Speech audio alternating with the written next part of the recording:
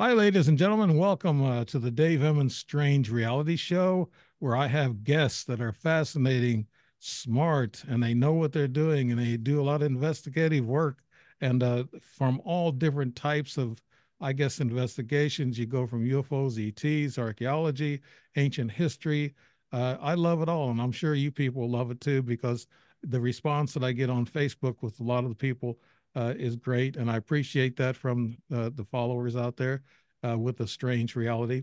And the two that I have on today, you'll know their names, and just like the names that I've had on other people that's been around for a while, and they're great people, very sharp people. They know what they're doing. I have Philip Mantle and I have Dr. Irena Scott on today, and I'm sure you're going to enjoy this. And I'm going to start off and read off a little bit about them. And they got a book. This book concentrates on the independent eyewitness testimony, the puncture wounds evidence, the hypnosis sessions of the new witnesses of Calvin Parker, both which were conducted exclusively for this book, and it is left for the reader to draw their own conclusion. The book is fully illustrated with photographs, documents, newspaper cuttings, and exclusive artwork by UK artist Jason Cleves, and has foreword by Calvin Parker. Now, Philip Mantle, I guess Dr. Irena, they both talked to Calvin Parker, and they know a little bit about this case. And we believe that the evidence provided in this book, if it was taken to the court, would prove beyond reasonable doubt that something truly extraordinary took place that October night, 1973, in the Pascagoula area. 2023 will be the 50th anniversary, not the 20th, 50th anniversary of this encounter, and we have provided all the evidence we have. So this book is a must read, a must get and read. All we ask is for you to take an objective look at the evidence and see if you agree with us or not. Here's Philip's background. He is a long-standing UFO researcher and author from the UK. He was formerly the director of investigations for the British UFO Research Association and the MUFON representative for England. He is the founder of Flying Disc Press, and that's a great press. He's got a lot of great writers, and I've talked to a lot of them. They're great guys and they're great writers, and they know what they're doing. And Philip knows how to pick his people. There's no doubt in my mind he knows this subject very well. And you can contact Philip at philip.mantle@gmail.com.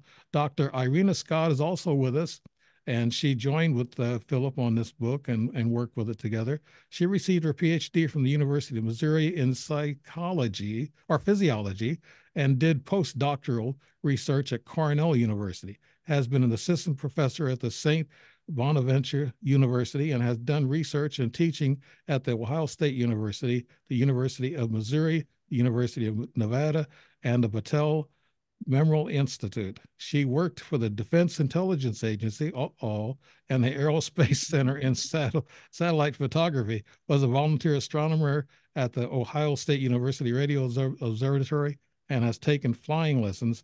Wow, Dr. Irena, you're getting around there. Her publications include books and works in scientific journals, magazine, newspapers, and she has a correspondent for Popular Mechanics magazine. She served on the MUFON board of directors 1993 to the year 2000, is a MUFON consultant in physiology and astronomy, and a field investigator. She co-edited 8 symposium proceedings and has a state section director for, and is a state section director for Ohio MUFON, was a founding member of the Mid-Ohio Research Associates, MORA, and is a journal editor and has published UFO material in books and journals, including scientific journals. Dr. Scott can be contacted at scott.10@osu.edu. And for the two of you, and what we're talking about is the book that is Beyond Reasonable Doubt, The Pascagoula Alien Abduction by Philip Mantle and Irena Scott, PhD. And which one do you want to take off first on this and talk about a little bit about your background, your bio, and how you got involved in this? Yeah, I'll start because, Okay. my bio is nowhere near as long as Dr. Irena Scott, so you've just pointed out, Dave. Thank you very much. Yeah. Yeah. I mean, I started in 1980, and if somebody had told me then that, 40 plus years later, I'll be writing a book with an academic from across the across the pond, I would have laughed in their faces. But I am blessed to have Dr. Scott as my co-author and colleague and friend.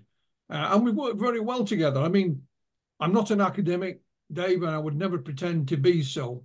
I come from an entirely different background.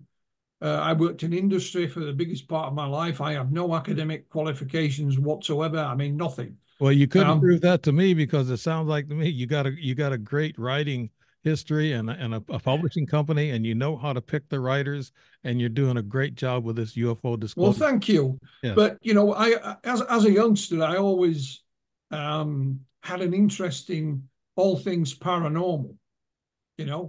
And I was lucky in some respects because where I lived with my parents when I was a teenager, when I was at high school, my best friend's grandma lived on the opposite side of the road from us, literally. And she used to go to a town nearby to the local spiritualist church. So sometimes I would accompany her. And I found it fascinating, Dave. I didn't necessarily agree with everything, but it just intrigued me. Mm-hmm. And I had this, I loved astronomy as well and the space program and all that. And I read one astronomy book and it had one chapter in it about UFOs. And that kind of got me intrigued because they were dismissing it. But yet elsewhere in this astronomy book were some fantastical ideas that have never come to pass, but they didn't dismiss them, but they dismissed UFOs. Mm-hmm. So I left high school in 1974 at the age of 16, completely clueless, Dave, but the thing I always had in the background was my interest in this subject. And come 1978, the winter of 1978 over into 1979, I went with a friend and we worked in what was West Germany. Couldn't speak a word of the language. That particular winter is well known in the UK because it's known as the winter of discontent. I heard about when there was mass strikes and civil unrest. And of course, in 1979, the Labour Party were defeated and Mrs. Thatcher took power for the first time. But we missed it all. We were in West Germany.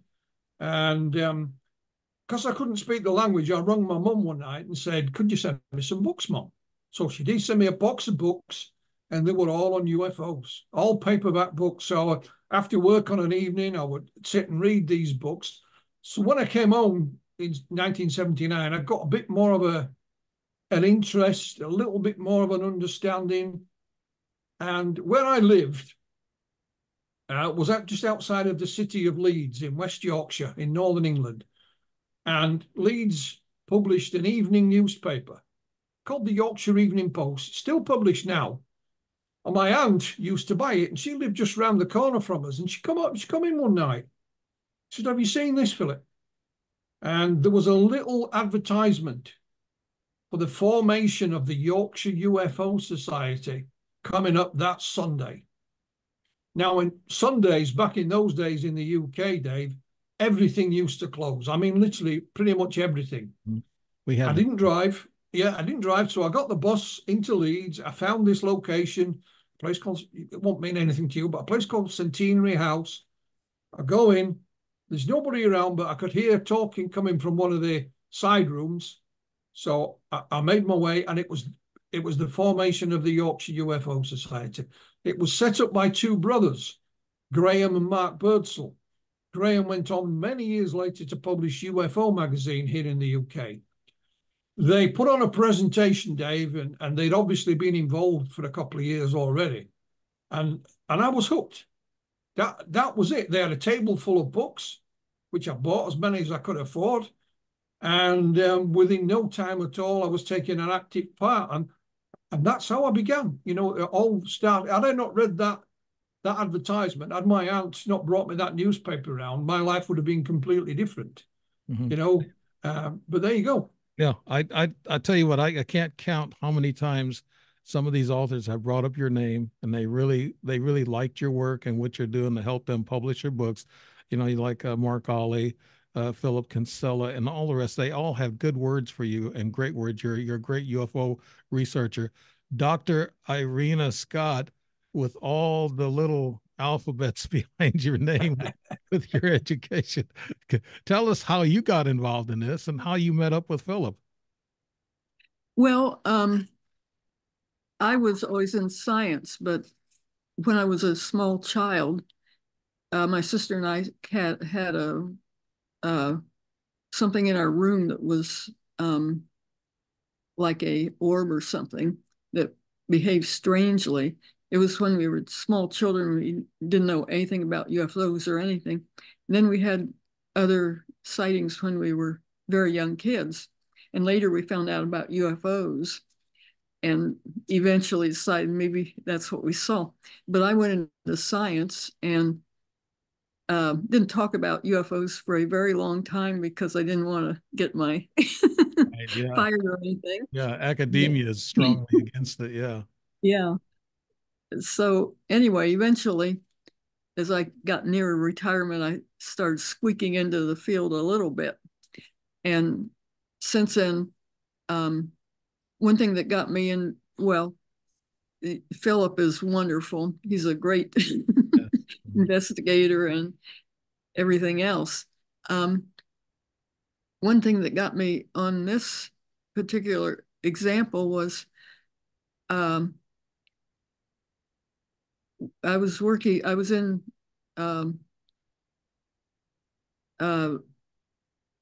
Missouri working on my PhD, and my mother called and said, from Ohio, and said, "Did you hear that noise?"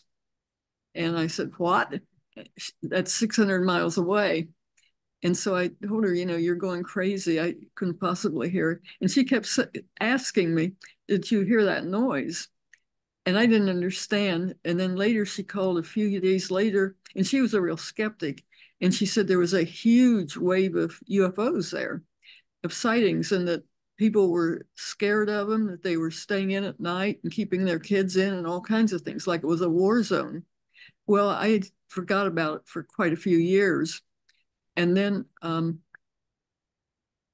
one day I was at Ohio State University, and I just decided they had actual newspapers in their newsroom, which no library does now. Mm-hmm. And I just decided to go in and see if I could find a date for that time of the noise. And I didn't expect to because I didn't remember the date, but I just guessed. And I thought there were zillions of papers there, like something from Indiana Jones or something, like a huge vault.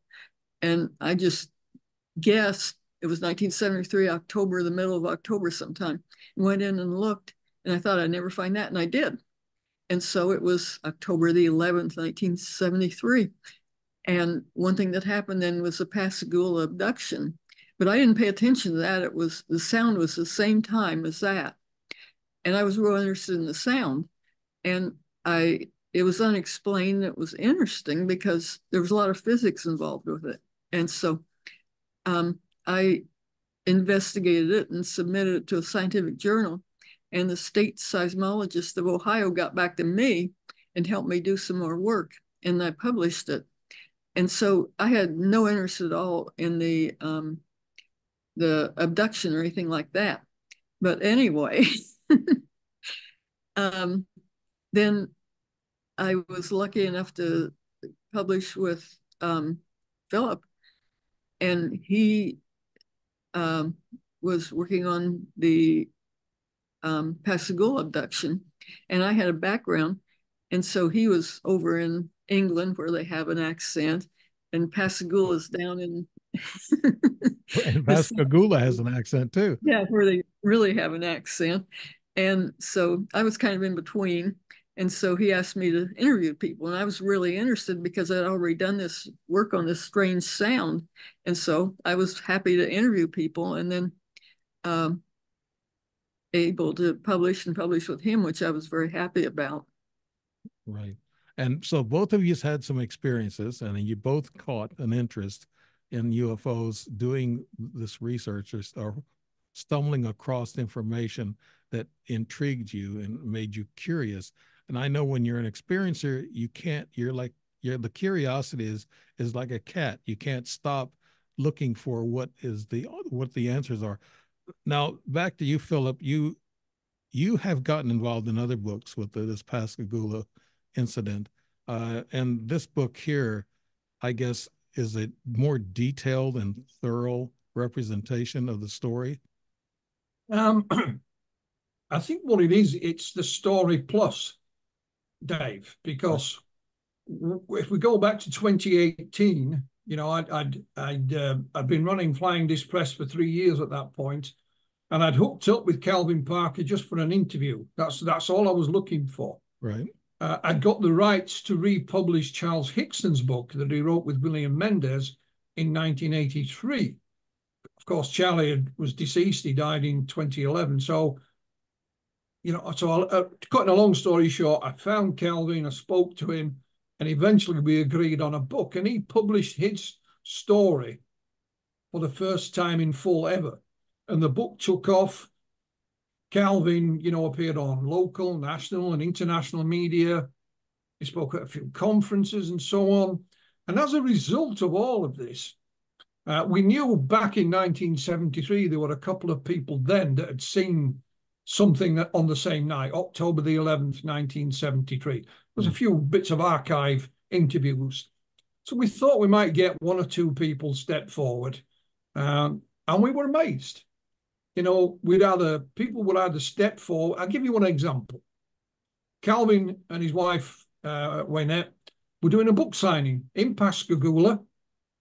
Gentleman come up, an old boy with white hair, and said, "Can I buy a book? You know, sign it for me, please." And as he's walking away, he said, "Oh, I saw the thing that night." And off he went. You know, he gave a few brief details. We're thinking, hellfire. You know, luckily for us, someone was taking photographs. And we had a picture of this gentleman buying the book. So I put it on social media. A few days later, a lady from the local library said, "I know who that is." And I explained what we were looking for. And she says, "I'll ask him if he'll speak to you." And he said, yes. And we got the telephone number. And it was a chap called Mr. Lewis Lee. Now, on that night of October the 11th, 1973, Mr. Lee was working on the opposite side of the river from Charlie and Calvin. He was working in the shipyard. And he was he was a crane driver. And he said, "Philip, I got up into my cab, which is about 10 feet or so off the ground." And he says, "As soon as I looked out," he said, "I could see this darn thing out across the river. Not up in the sky, literally out across the river." And he said, "I've never seen," I can't do a Mississippi accent, Dave, I'm sorry, but he says, "I've never seen anything like it in my life." And he watched it for some time. Yeah. And he only took his eyes off it when his friend down below said, "You know, what are you doing?" And then he attended to his business. And when he looked back, it had gone. So that was an example. It was just a little, yeah, again, had he not said anything to Calvin and his wife Wynette when he bought the book, we would never have known about it. Right. And the funny thing is, Dave, I did say to him, I said, "Did you report it to anybody at the time?" He says, "Philip, this is 1973. There's no Ghostbusters to call." You know, he said, "I told my family about it and a few friends, but that was it." So Mr. Lee is in the book. You know, Irena interviewed him. You know, I spoke to him. He is in the book. He's sadly no longer with us. But his full testimony is in the book. And that's just one example of what happened. So how many people exactly saw something that night, that October night, Philip? It's difficult to say. I mean, Irena's interview, how many people do you think you've interviewed, Irena?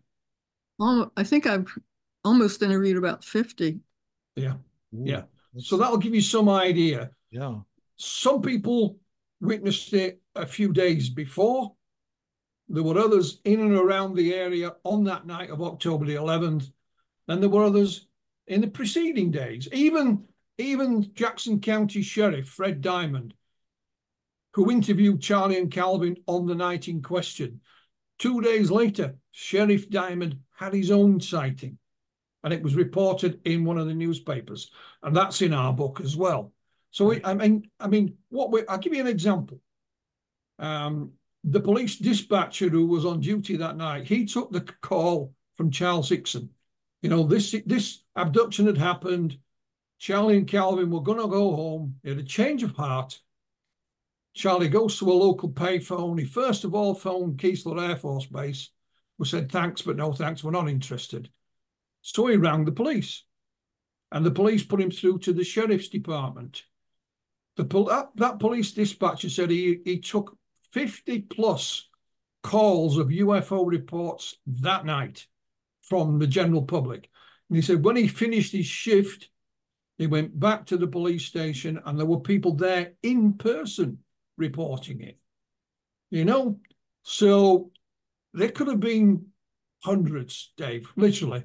Right. Yeah, I saw some old newsreels on the sheriff and that interrogation. Yep. They had the tape recorder, Yep. old newsreels. Dr. Irena, you interviewed 50 people. How many pictures did you get from any of those 50? Did you get more pictures, or it's just that one? Zero. Zero People pictures. didn't have iPhones and things like that back then. Oh, yeah.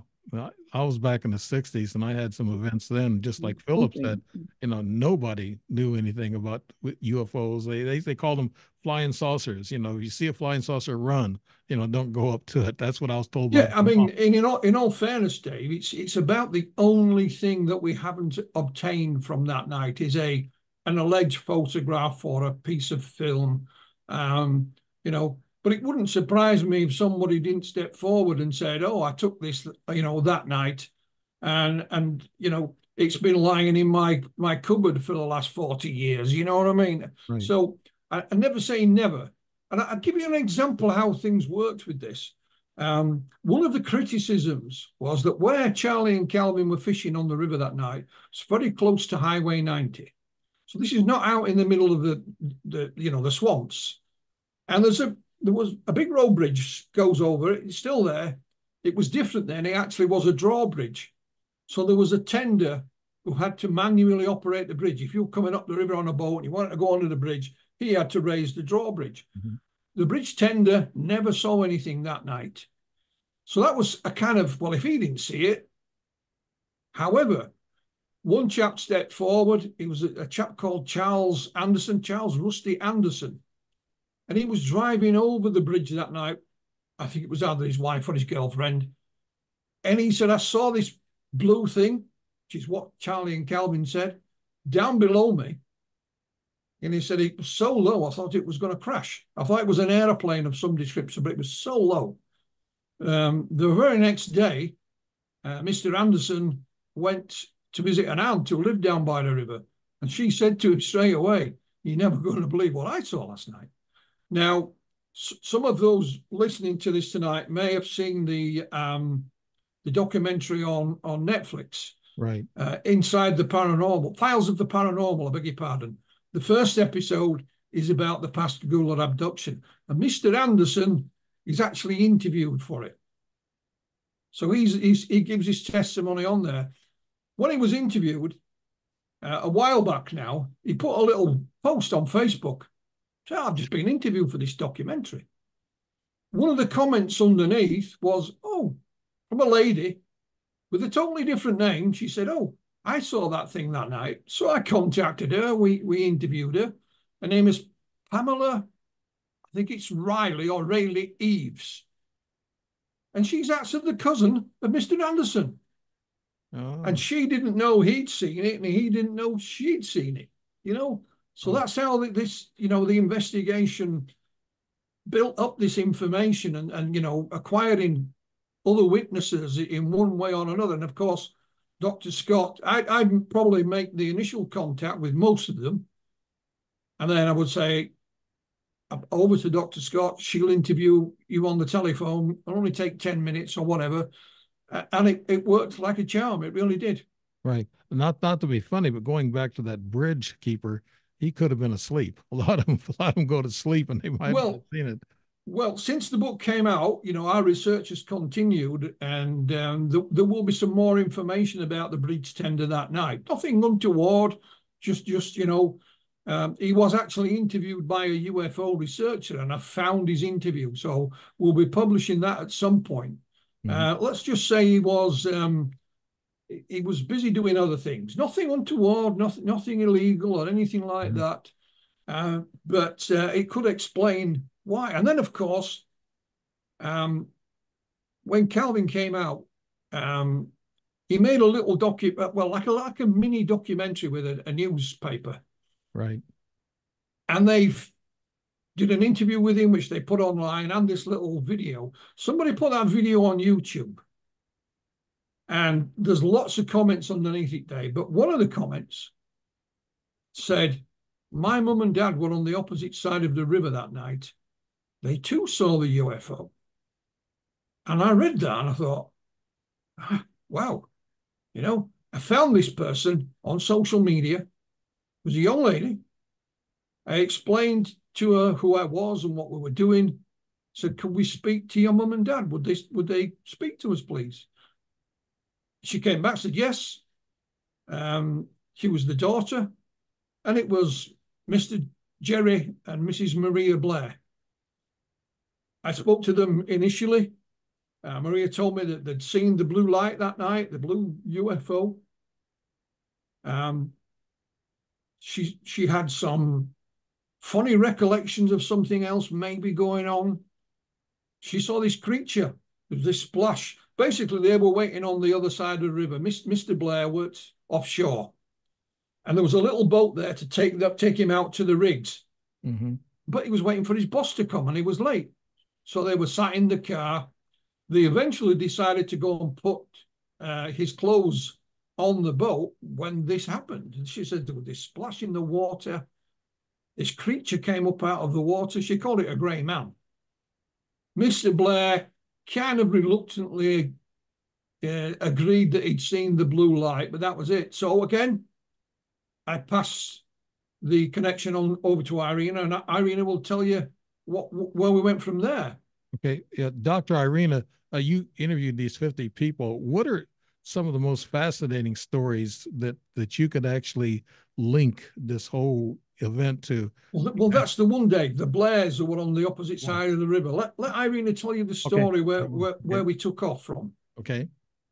Well, I called him, and first of all, I talked to Mr. Blair, and he said that he heard a big splash, and he said something about a blimp, and he was a skeptic. And then he really quickly passed the phone to Maria, and she said that they were waiting near the pier because they were going, when his boss came, he was going to go out on the ship. And so they were just waiting there because his boss was late and there was bad weather. And he was sleeping in the car, and she saw this thing flying around, and she couldn't figure out what it was. And she thought it was an airplane, but she said it was really strange because it didn't seem to be going anywhere. It just seemed to be flying around, and like it was looking around or something and not going anyplace. And then she said he decided to it was about 9 o'clock, and he decided to take his clothes to the ship. And so they were walking down the pier, and he was ahead of her, and something flopped up on the pier right in front of her. And she was very, very, very emotional about this. It went back down, and she said nothing came back up, and it looked like a person. And I said, was it a fish? And she said, no. Was it a dolphin? No. And she said it looked just like a person, but it never came up for breath. And she was really emotional about this. Well, they went on down to the ship, and for some reason they didn't come back, and she didn't come back until about 12. And at that time, she was scared, and she ran back down the pier of the car and jumped in the car and left. And we talked about that for about a year or so, because she was so emotional about this thing that flopped out of the water, but she didn't know what it was. And he was a skeptic the whole time. Then he became very ill, and he unfortunately died not too long afterwards. But he had been a skeptic this whole time. And then he told her that they had been abducted, but that he didn't want her to know about it. And he didn't want to talk about it because people would make fun of him, and he was working. And so he remembered the abduction. He remembered these things that abducted them. He remembered how they treated him. He remembered being on board. He remembered the things swimming back across the river. And she didn't remember being on board, but later she was hypnotized and remembered more about that. But that was very, very strange because it's the only one we know of where two separate individual groups of people were maybe abducted at the same time. And that's totally different. But so they not only had a sighting of this thing going on across the river, they didn't know what it was then. The next day they read about the abduction, but I mainly talked to her, and she didn't have any idea that they were abducted. She just had, this funny feeling. And what happened is that she said that when she was walking down the pier, that this thing flopped up. And then she said it just immediately took control of her mind. And I guess somewhere around there is when they were abducted and both taken on board, apparently, or something. And then, but she didn't remember any of that until he said they were abducted. And she still didn't remember very well. But so this was like a very, very unusual, strange thing, because who knows, have any other people been abducted with two groups of people at the same time? A lot of people, there's some people are just knocked out completely. And Philip and Dr. Irena, you know this, that some people are knocked out, they don't have good memories, and another person might remember more. And I had an incident with a buddy of mine. I remember just a few more little things than he did, but he remembered something quite different. Now, when they were on board, Dr. Irena, can you describe the ship? Did they describe it, or did the guy that was with the lady, can he describe the ship to you? It was her husband. Her husband, yes. No, she was very surprised that he didn't tell her.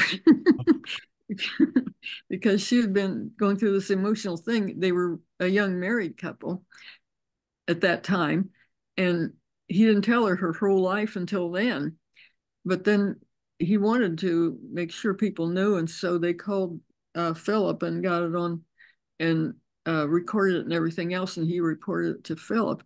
But he apparently remembered the beings, and he said he didn't want to remember them, and it was like he called one of them the doctor, and it was like maybe he went through a very intensive physical exam or something when he was on board.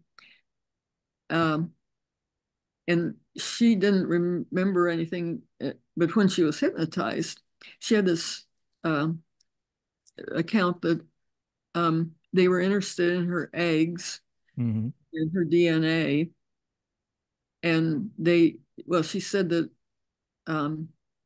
they wanted to hybridize sort of with people so they could walk among us and be people, which, that was under hypnosis, so you don't know for sure. But I mean, it would be really horrible if, it was something you'd verify, but it was under hypnosis, so you just don't know. But so they had, reports on that too. But I don't think she saw the inside of it very well consciously. Right. Now, you both were talking about the ship. There's a blue light that some people missed and some people got, and there's a picture of it. What kind of a shape was this ship, Philip? Was it? Yeah, I mean, you have to remember, Charlie and Calvin had only decided to go there that night on their way home from work. Charlie was 42, Calvin was 18, but they both shared a love of fishing.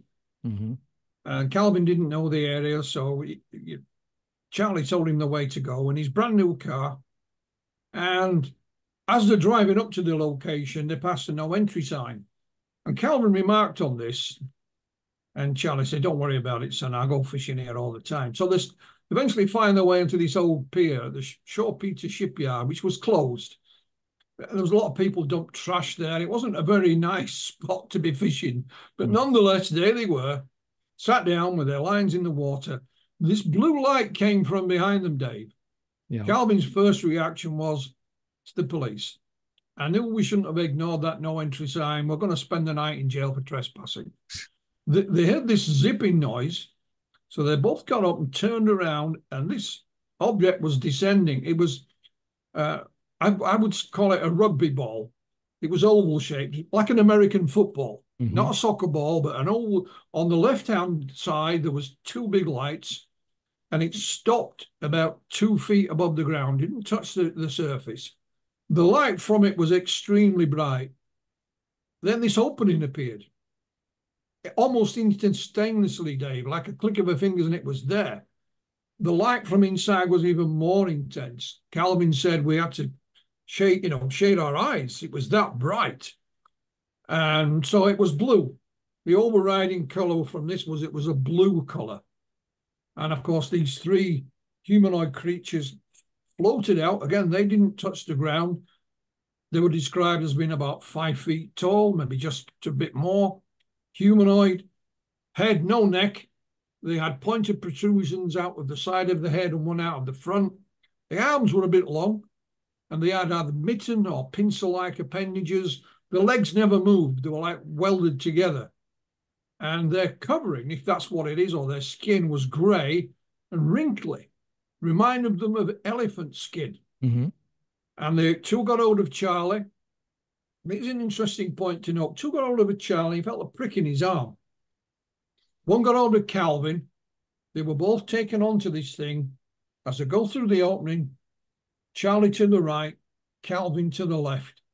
Calvin said he was laid on an almost invisible structure of some kind, a table, if you like, at an angle. This thing came down out of the ceiling, about the size of a deck of cards, went around him, making a little noise, went back up, and then he felt this presence from behind him. These creatures, one had just stood there. He felt this presence from behind him, and this other being appeared that looked pretty much like a human female, Dave, apart from her middle fingers were very long. She opened, Calvin was paralyzed. She could only move his eyes. She opened his mouth, put her fingers in. It hurt. He didn't like talking about this next bit at all, but they removed his lower clothing and his shoes and socks. And he said, and this is an important part, he said, they stuck something into my foot and it hurt. And he felt like they were draining the blood out of him. He was reclothed and he was put back outside. Charlie, on the other hand, said he was just suspended. He wasn't standing on anything. He wasn't lying. He was just suspended in midair. And this thing came out of the wall and went all around him. He didn't see any female. He was put back out on the pier by these 2 creatures. Calvin was standing there with his arms out like that, facing the water. He grabbed him. "You all right? You all right, son?" He turned around and this thing was gone.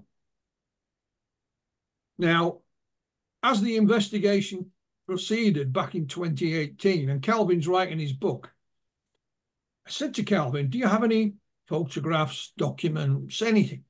He says, "No, Philip. They all got washed away in Hurricane Katrina. My house was under 12 feet of water." I said, "Okay. I'll set about trying to find whatever I can." So I know a lot of people. I've been around, so I just put out like a statement. "I'm looking into this case. Do you have anything?" 2 days after the encounter happened, of course, Dr. James Harder and Dr. Alan Hynek arrived on scene and conducted their own investigation. So I thought, well, Hynek founded the Center for UFO Studies. That's an obvious place to ask. And he was a skeptic at that time, right? Well, yeah. But so I sent, the people at the Center for UFO Studies an email, and they said, "Yeah, we got a file." Sent me this PDF file. Right in the middle of it, Dave, is a 1-page typewritten document. So it's written with an old typewriter, and it's dated October the 13th. It's 2 days afterwards, 1973. And it describes Charlie and Calvin being stripped down to their underwear. I've just been given the once-over. And it says, in quotes, they found puncture wounds in Charlie Hickson's arm and in Calvin Parker's foot. Go back to what Charlie and Calvin told us about their encounter. Charlie said, "I felt this prick in my arm." Mm-hmm. Calvin says, "While I'm laid out on this thing semi-naked, they stick something in my foot and it hurts." Mm-hmm. So here we have a document describing these only minor injuries. They are very minor. So I asked Calvin, who examined you? And he said it was Dr. Harder. He just asked us and it didn't touch us or anything, just give us a quick look over. So that was written by Dr. James Harder. It mentioned photographs on it. but there was no photographs in this file. But great, we got this document. A year or so later, Dave, the same chap who had sent me this file emailed me again. He said, Philip, I've been going through some files today. I wasn't looking for these, but you probably have them anyway, but I thought I'd better send them just in case. And hey, presto, it is the photographs that go with that document. So you have Charlie Hickson's arm with these marks on it and Calvin Parker's foot. And we know who's who because these are photographs. They're not digital images. And their names are written on the back of each photograph. So we are back and front. Right. I wanted to go back to the aliens. I saw pictures where they looked like they had like a mummy wrap. But you're saying they were wrinkled, right? Yeah, well, you know, there's been lots of pictures done.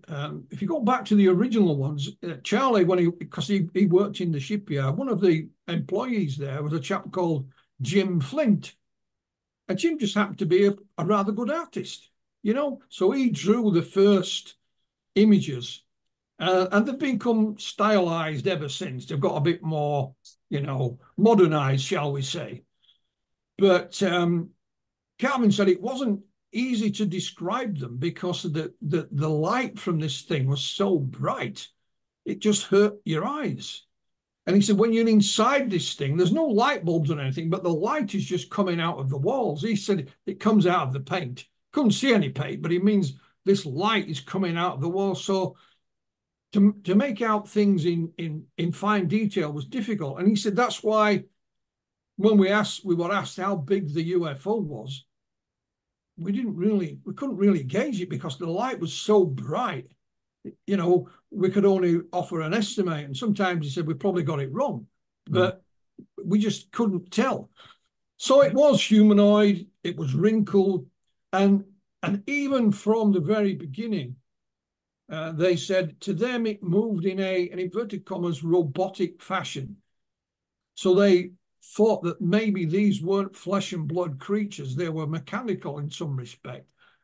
But the woman that Calvin saw, she was in charge, you know, she was the boss. And that's just the way he looked at it, you know. Mm-hmm. Yeah. So she was human, like she had human skin and eyes and everything like that. And I guess you can compare these entities, these aliens, to the little grays. Probably they're kind of like the little grays, how they work. No, robotic. no, You can't. no, not at all. No, not at all. They can call him the big ugly ones. Oh. You know, and the female creature. If we jump forward a couple of years, of course, we have Travis Walton, and what Travis related under his encounter were there were creatures there that looked pretty much human. You know, as Calvin said, if you'd have seen this female in a bar, you'd have bought her a drink. You know, she would not have stood out as being anything different, apart from the middle fingers of her hand. That was the only difference he could tell by looking at her, you know. And he said, you know, make of it what you will. Yeah. Did she have blonde hair? Was she a tall Nordic, or what they call a tall? Just an average sized, everyday female. We've depicted the hair as blonde, but he said it had a blue or purplish tinge to it. And he's not sure if that wasn't because of the light that was coming from out of the walls that gave it this tinge. A blue one-piece clothing, you know, 5 fingers on the hands, although the middle fingers were longer. Yeah. And he said, you make of it what you will. Yeah. The bright white light. I know that they use white light to erase your memory. Maybe they were doing that all the while they were there, trying to just have that white light erase their memory and blind them so they couldn't see anything. Being dumbed down is a little bit different. That's with magnetic energy. They dumb you down to where all you can do is see with your eyes, and you can see what's going on, but you can't move or you can't do anything. That's what they want you to do. And Dr. Irena, do you, I guess, what Philip was saying, you heard the same thing from the people that you talked to, and you heard were there all the stories more like alike? I mean, were any of them different? Most of the people just saw something flying. Just the Blairs reported the second abduction. Most of the people just reported things that were flying around that weren't normal. Okay. So they had what is interesting as well, Dave, okay, is where this object descended, it was a bit of a junkyard. So there was no vegetation, you know, kind of place where people are going throw their old TV set away. It's not like that now. But right next to it was some very tall grass. And I'm talking the grass was 6-7 feet high. Some of the people that we've interviewed claim that they saw part of this grass that was damaged. The vegetation was damaged, not exactly where the UFO was, but just to the side of it. But not obvious. One young guy, I forget his name off the top of my head, said on a Saturday morning, his mum and dad used to let him get up and watch cartoons on the television, and they would have a sleep in. So that Saturday morning, which is 2 days after the encounter, it had been on the television. He knew where it was. He said, my mum and dad were asleep. So he said, I left the TV on. I got on my bicycle and I got my friend and we cycled to the location. And he said, we pushed our way through this tall grass. And he said, there was just part of it that was gone. It wasn't burnt. It was just not there. You know, and we had another gentleman who said I think he was about 14. He was in a car driving over the bridge and he looked down on the site and he said there was a piece of the vegetation missing. So we have 4 or 5 people now who've said similar things, you know, that they saw in this grass. I mean, the grass is very tall. We have the young man who talked to us, forget his name, I do apologize. But he said, Mr. Caldwell, that's right. He went back to the location and had some photographs taken, you know, standing in front of this grass, which is still in the area, just to give us an example of how tall this grass is. So it wasn't just people, you know, having UFO sightings. We may have witnesses to something, some damage to the location, but we can't be sure. So what we've done, as you pointed out right at the beginning, what Irena and I decided to do was put all this information in the book and allow others to reach their own conclusions. But Mr. Caldwell is not alone. I think we've 4 or 5 individuals now who've said something similar. Now, did they have radiation burns, any red marks on them from this? No, what happened was the very next day, you know, Charlie and Calvin turned up for work. They thought the story had been kept at the sheriff's department. It hadn't got out, but they were in for a big shock. Somehow the story got out. There was journalists waiting for them at the shipyards. They were ushered to the boss's office. The boss says, what the hell have you two been doing? So they told him. He says, the phone won't stop ringing. I can't get any work done. They were sent with the sheriff to the Singing River Hospital for a quick checkup. They were fine. Somebody at some point there mentioned, what about radiation? Well, the hospital couldn't check for that, but Keesler Air Force Base could. And remember, they had phoned Keesler Air Force Base the night before, and had been given the brush off. Right. And I believe it was the sheriff that called Keesler Air Force Base, and he said it was amazing. He said by the time we got there, you know, they were waiting for us. And there was guys in hazmat suits with a Geiger counter, waved the Geiger counter over Charlie and Calvin, and it didn't register anything out of the ordinary. But what they did while they were there, the brass said, you know, the officers in charge, why don't you come on in, guys, and tell us what happened? And they did. And they didn't have a tape recording like the sheriff did. They had a stenographer. And the stenographer recorded the whole conversation.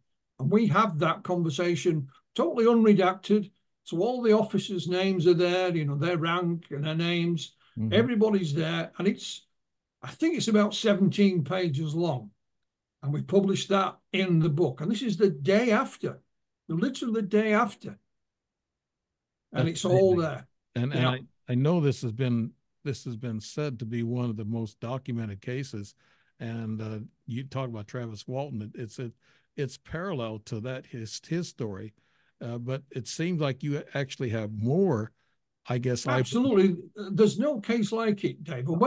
You see, when I went to look for Calvin back in 2018, it was dead.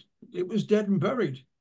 You know, I put the feelers out to try and find where Calvin might be. I contacted a UFO researcher in Mississippi, and he'd never heard of it. He'd never heard of the case. I found that astonishing. Yeah. You know, but eventually I found him and I managed to speak to him, and the rest is history. But with the help of Irena and one or two others, but mainly Irena, you know, we worked as a team, and we still do, by the way. Things have not finished. They've slowed down somewhat, thankfully, but they certainly haven't finished. Irena's, it's almost like got a bat phone. You know, I pick up the bat phone and she's got a red one there. You know, we're ready to go. Yeah. But so things haven't finished. For example, just this week, we finally got Jackson County Sheriff Department to respond to a request. I'd written to them several times. I'd asked just to see if they had any documentation. They said, we haven't got it. We lost everything in Hurricane Katrina. Well, I thought we could have told me that 2 years ago when I first contacted you, but you never answered. So, you know, our research is still ongoing. It's not finished. And there is no case like it. There really isn't. What happened to Charles and Calvin? Did they part ways shortly afterwards, and they worked in different places? Either one of you can answer this, I guess. Yeah. I mean, Charlie was all up for talking about it. Mm-hmm. He thought it was important that other people know. On the other hand, Calvin was traumatized by it. It's only a matter of days later and he ended up in hospital. Yeah. Literally, he didn't live in the area, you see. He'd gone out there to work. That was his first day working in the shipyard.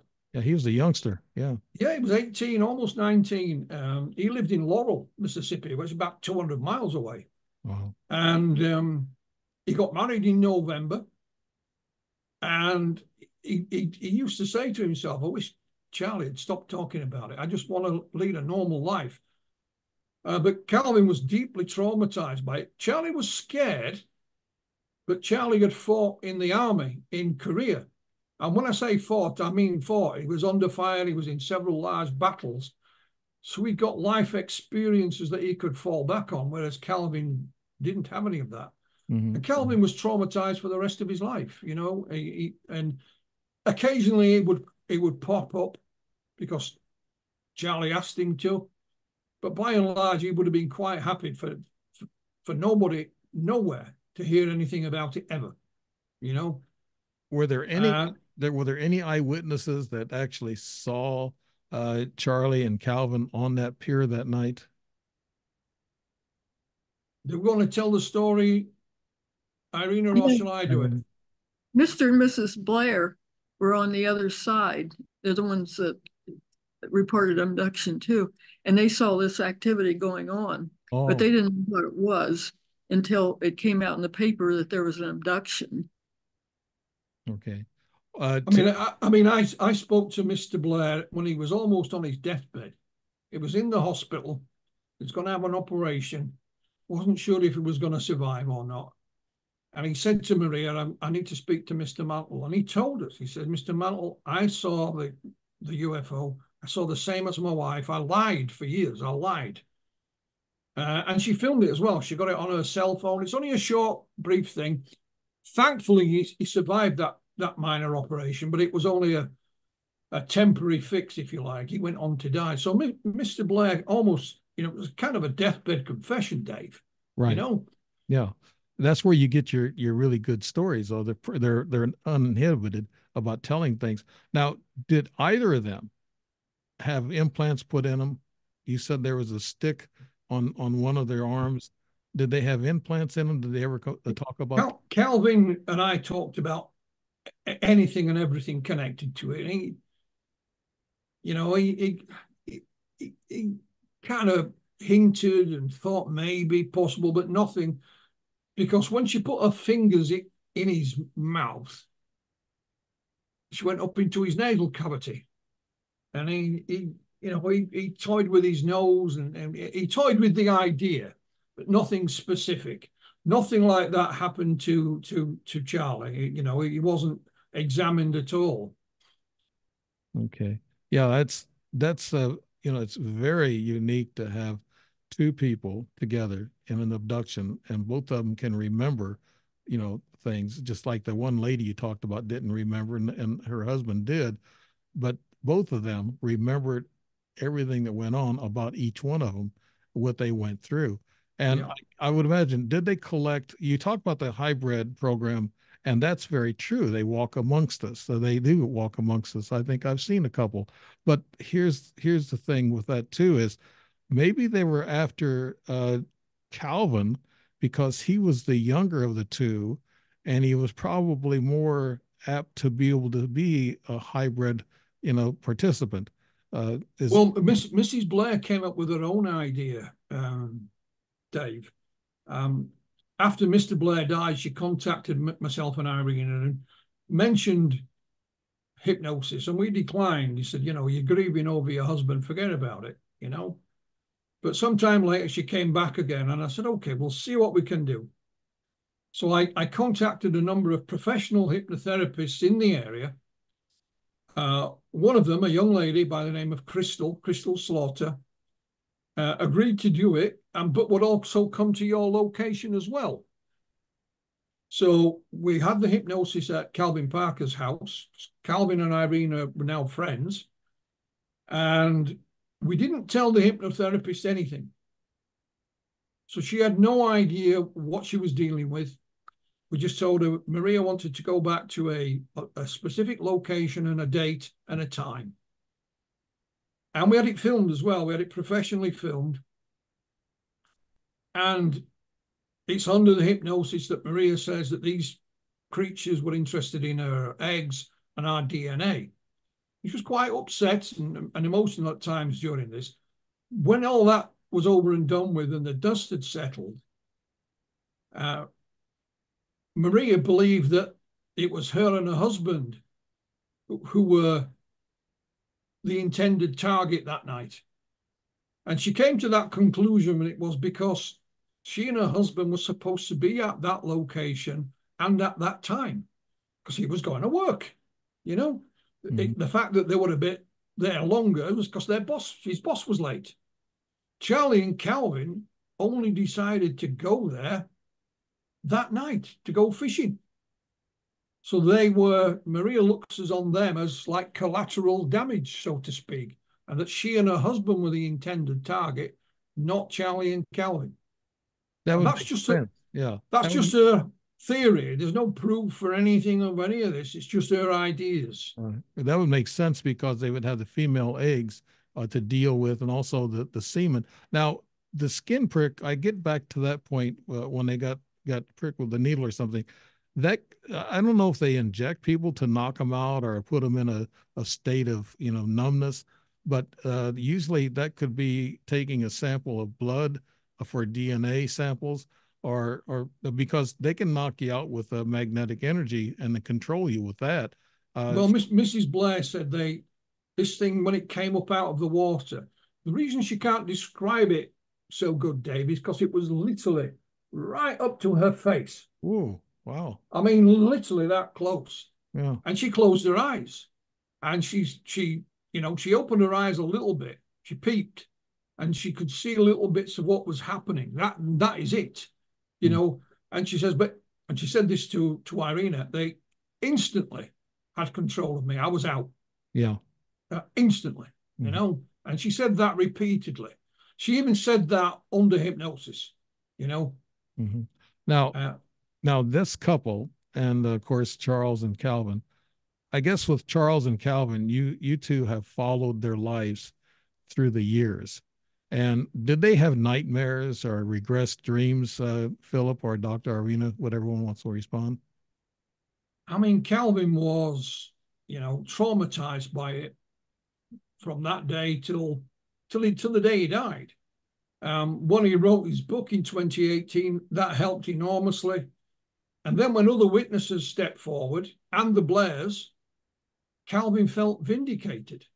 It was like, I told you so. Why the hell didn't you believe me back in 1973? You seem more open to believing me now. Mm-hmm. But with Charlie, I never had any contact with him because he died in 2011. I tried to find him in the early 1990s. And at one point, I was a conference organizer here in the UK then, and we had a tacit agreement from Charlie via a colleague of mine that he would come to England to talk, but it never happened. So I had no contact with Charlie whatsoever. Now, Irena has a copy of all these. What happened, Dave, is that Irena and I we'd written this book, and we said, right, that's it done. Then, of course, we'd find another witness. Irena would interview them. So we'd add that to the book, and we'd say, okay, that's it done. And this went on and on. So in the end, we had to draw a line in the sand and say no more. Mm-hmm. The book came out in September. No sooner had the book come out last September when a young lady by the name of Chelsea Norton Prince of the Ocean Springs Historical Society in Mississippi contacted us. They have their own page on Facebook. She was interested in the Pascagoula case. She didn't put a couple of posts on there. She'd met Calvin and bought his book. But one of their members, a lady by the name of Bethany Fayard, contacted her and said, I have 2 boxes of paperwork that used to belong to Charles Hickson. Do you want it? Boom. She said, yes, please. Oh, yes. And this young lady, her mum and dad bought Charlie's house when he died in 2011. These papers were just left there. She said she had lots more, but she'd given a whole chunk of it away years before. She couldn't remember to who. So she passed them to Chelsea. Chelsea contacted me and Irena and digitized them all for us. And it's a little snapshot into Charlie's life. You know, there was letter, for example, there's a letter there from a NASA physicist. And he said, you know, Mr. Hickson, I asked NASA to investigate your case when it happened, but they declined. They just weren't interested. Sure. You know, there's letters from Bud Hopkins to him. Yeah. Betty Hill, and the general public at large. So we haven't been able to publish those letters because there's hundreds of them. A lot of them don't, and have no real great significance. But it just shows you how Charlie's life was still affected by this. Still getting hundreds of letters. Yeah. Now, can I ask either of you, Dr. Irena or Philip, about a lot of times ETs have follow-ups, and they'll follow you through life a lot of times. And did they? I know you don't have a whole lot of information on what their day-to-day thoughts or dreams were. We talked about regressed dreams, but did they ever have any follow-up contacts with these ETs, Philip or Dr. Irena? Do you want to talk to that, Irena? Yeah, Charlie did. Both of them did. I think Calvin's was in 1993, and he was hypnotized by Bud Hopkins. But Charlie, with his family, were driving along, and they saw a UFO. The whole family did. And what happened was that his wife was just terrified of the whole thing. She was more scared than he was, and they wanted to go home, so they went home. But the whole family saw the thing, and his wife was just too terrified to stay, and so they left. Okay. Yeah, what Irena's saying there is it's called the Mother's Day sighting. And it's in Charlie's book with William Mendes. They were going to visit her, his mother-in-law for Mother's Day. They were coming back. Now, Charlie had got this idea into it. He almost became like a contactee. Yes. He claimed that the beings had contacted him, and something big was going to happen on Earth, and he was going to play a part in it. But it would be positive for all mankind. And when they saw that thing on the road coming back that day, he thought, this is it. Whatever they've been talking to me about, this is the time and the place. He wanted to get out of the car and to go to this thing, but his family wouldn't let him.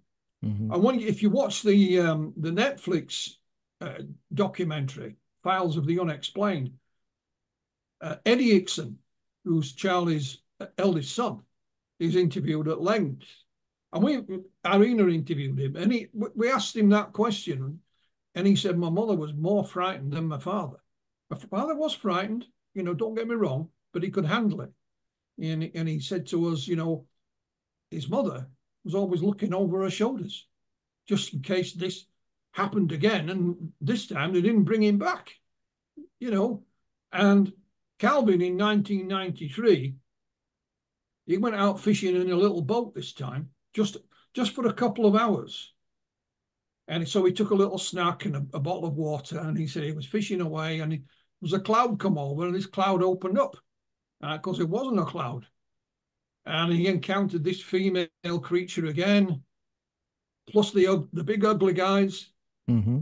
And he tried to beat the living daylights out of it. He'd had enough. And he went home. But by the time he got back to shore, it was dark. He couldn't understand it. He was only supposed to be gone a couple of hours. His wife had been out looking for him. And she put a message under his windscreen wiper, "Where the hell are you?" kind of thing.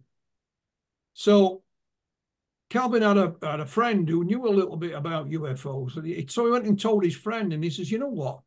You ought to speak to Bud Hopkins." And he said, "Bud happens to be speaking at a UFO conference this weekend in Florida." So Calvin and his friend drove to Florida to this hotel where the conference was, unannounced. Calvin wouldn't even go in case someone recognized him.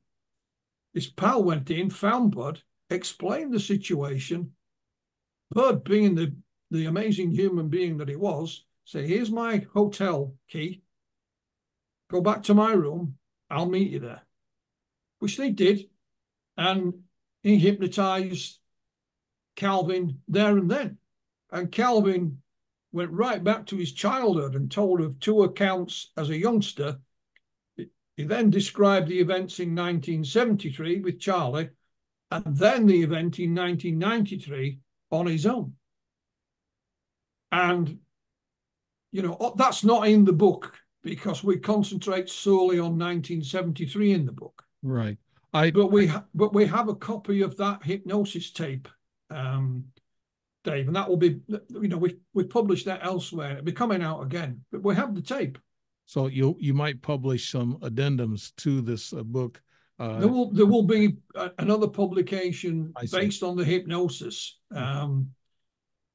Just a little aside. While we're on the matter of hypnosis, after Mrs. Blair was hypnotized, we used the same hypnotherapist to hypnotize Calvin at the end of 2022 in his home.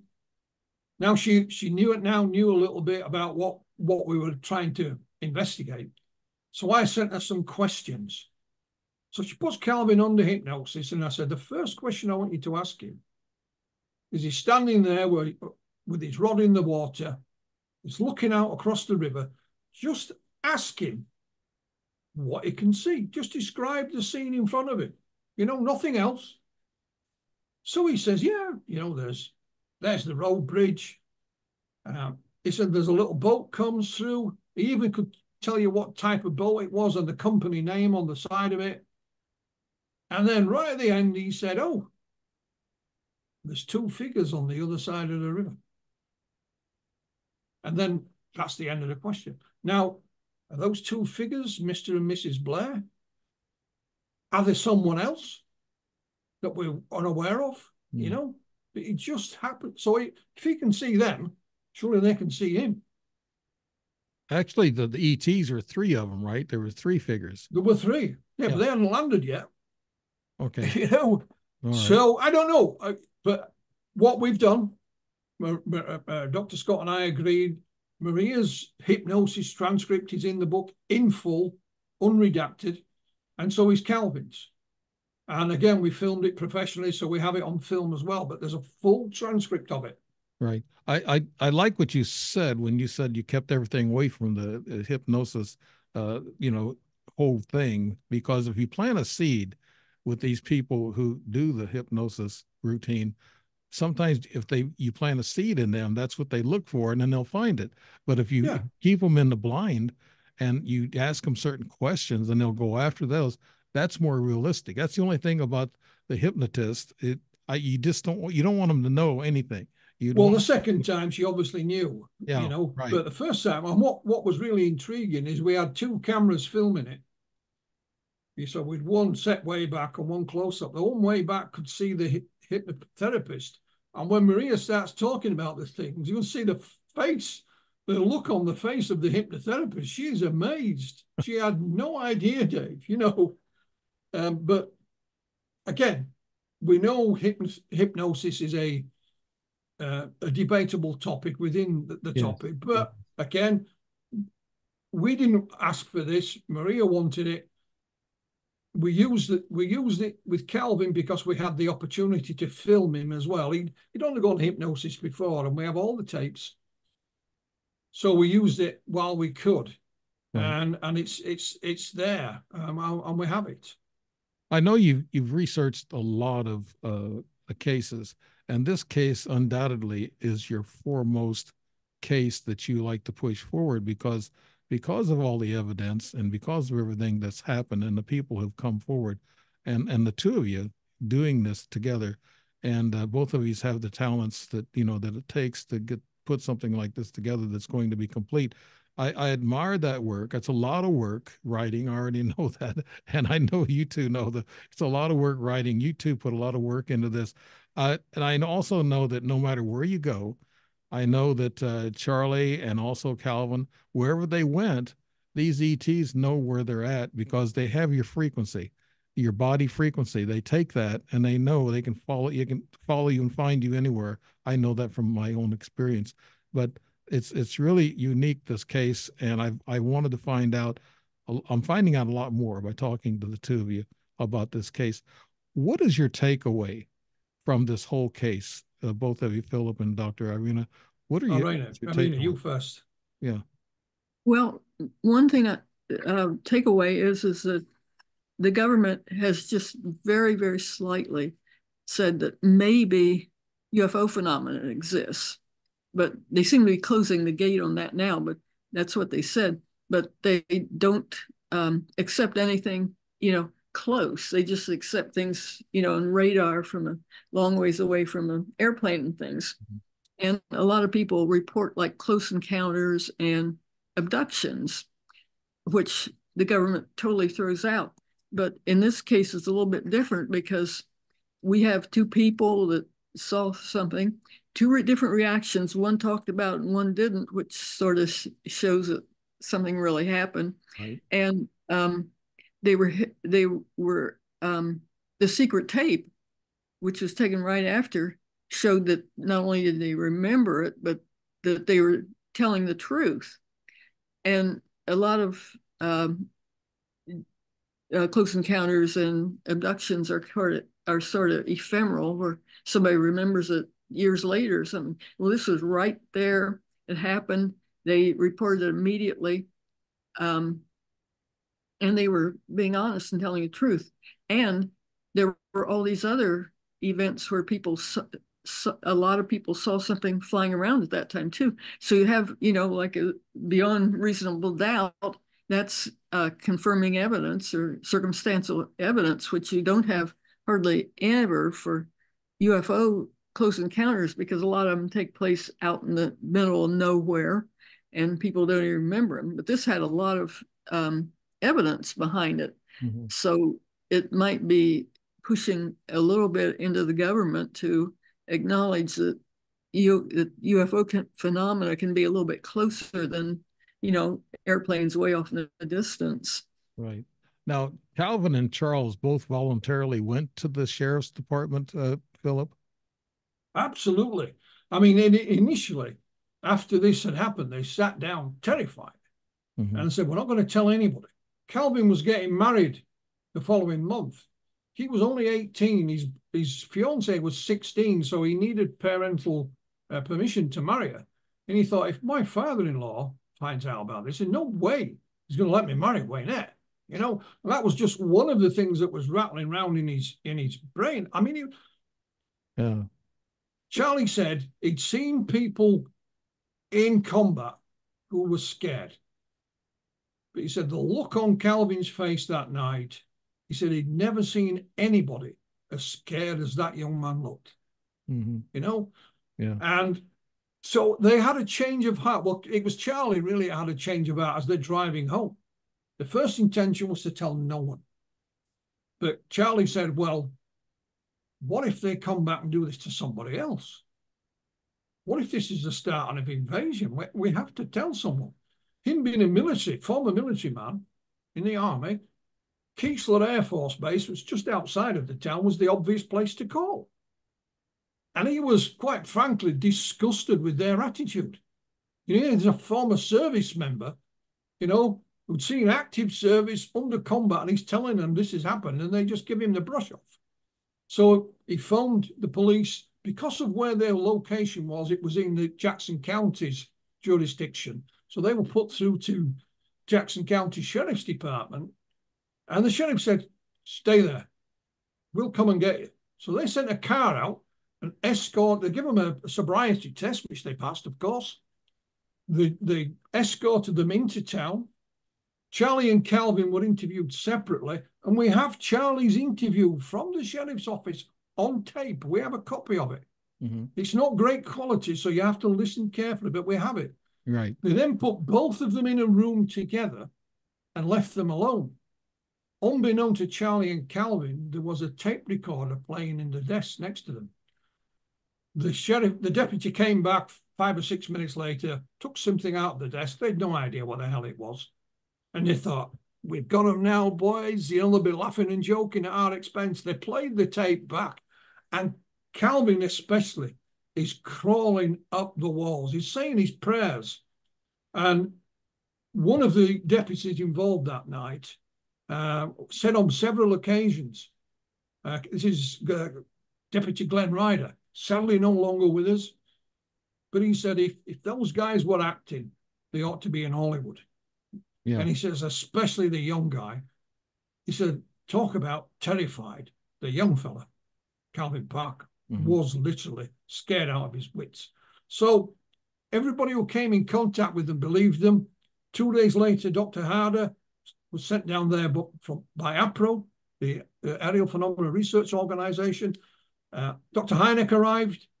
They spoke to the sheriff. They listened to the secret tape. They interviewed both men. You know, they put Calvin and Charlie under hypnosis. At the end, Dr. Hynek held a press conference and said, these men have had an experience, period. And you should treat them with respect. Now, there's a part of the interview, Philip, where the police walked out of the room. That's it, the secret tape. Yeah, and they were talking together.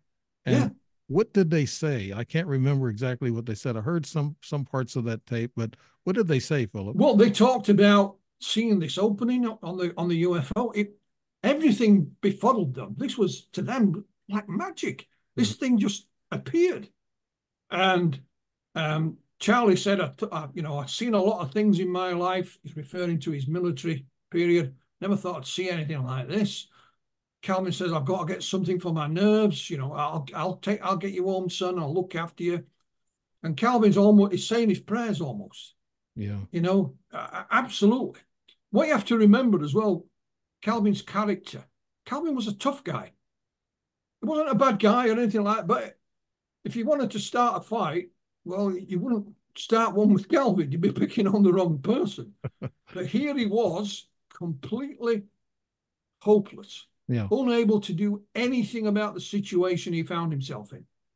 And he'd never experienced that before in his young life. Yeah, I've had experiences in 1963, so I lived through the 60s and 70s, so I know how tough it was to explain something like this.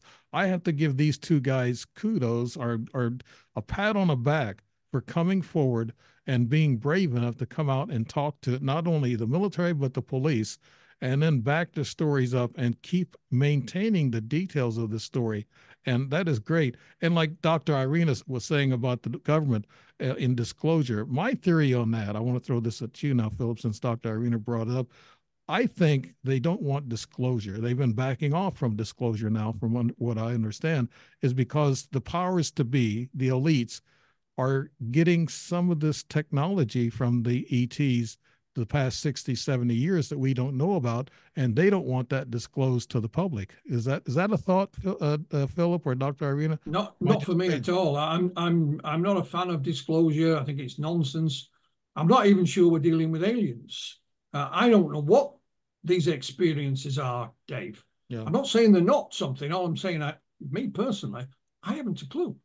And that's why in this book, we've said we could prove, if we took all of this information and all these witnesses into a courtroom, we could probably prove something quite extraordinary happened that night. But what exactly, we'd never be able to prove in 1,000 years. And even Charlie and Calvin, toyed with the ideas. Calvin especially. I became really good friends with Calvin. We spoke weekly, and he just wanted an explanation, Dave. If I could have said, this is what happened to you, Calvin, and this fits all the pieces of the puzzle, he would have been quite happy with that. But I couldn't, and, I look at the government, and when I say the government, I mean Western governments in general. They can keep secrets because that's part of what they're supposed to do. It's part of what keeps us safe. But on the other hand, secrets get out. It's not that long ago when the most secret project on Earth was in America. It was the Manhattan Project. Build the atomic bomb. But information was leaked to the Soviet Union. They couldn't keep that quiet. Right. So I'm not a favorite of anything like that. I'm not saying it doesn't exist, Dave. I look upon my role as a UFO research and investigator to document the information and the evidence as best as I can, and leave others far cleverer than I to try and figure it out. One of which, of course, is my co-author, Dr. Scott. I don't know what Irena thinks. I really thank you both for influencing people and to enlighten people, I should say, about this subject. And anybody that does all this investigation like the two of you do. In closing, can you believe we're just at an hour and a half? It's been so quick. So that it's been an amazing conversation. I wanted to get into the details, and I'm sure glad I talked to you too. And I've read the story, I looked at it. I've only got bits and pieces of it, but I'm really glad that I was able to get some of the detail, the in between lines. But in closing, could each one of you tell us what you feel about this book, and then what you feel about UFOs in general? And we'll go to you, let's go to Dr. Irena first. And in closing, Dr. Irena, what would you like to say to people about this book and about UFOs? What I'd like to say about UFOs is that I think they should do serious investigation, and it should be open for the public because it's something that affects the public. I mean, they're getting their information from people that see UFOs, experience UFOs, but the government's just taking it in and not giving it out. And I mean, as far as I know, I have no idea what the phenomena is. And so, I mean, maybe the government does know something about it, but maybe it doesn't too. But they ought to be more transparent as, when they're taking information from people. And when people are being, experiencing things, actual people that are actually giving reports on things they think are true. Well, I mean, that an observation by itself is something. It's not just something to throw away. And they're saying, well, you can't put it under a microscope, it doesn't exist. Well, there's lots of observations before science understands things that work. And they were saying meteorites didn't exist and all that, where there were tons of observations. So they shouldn't just be throwing data out. Right. And Philip? Yeah, I mean, I'm. This is not a sales pitch, Dave, and I don't have an ego. Okay. I've been involved in this subject. You're a great guy. I know that. So I've been involved in a long time. I've written other books, which are whatever they are, what they are.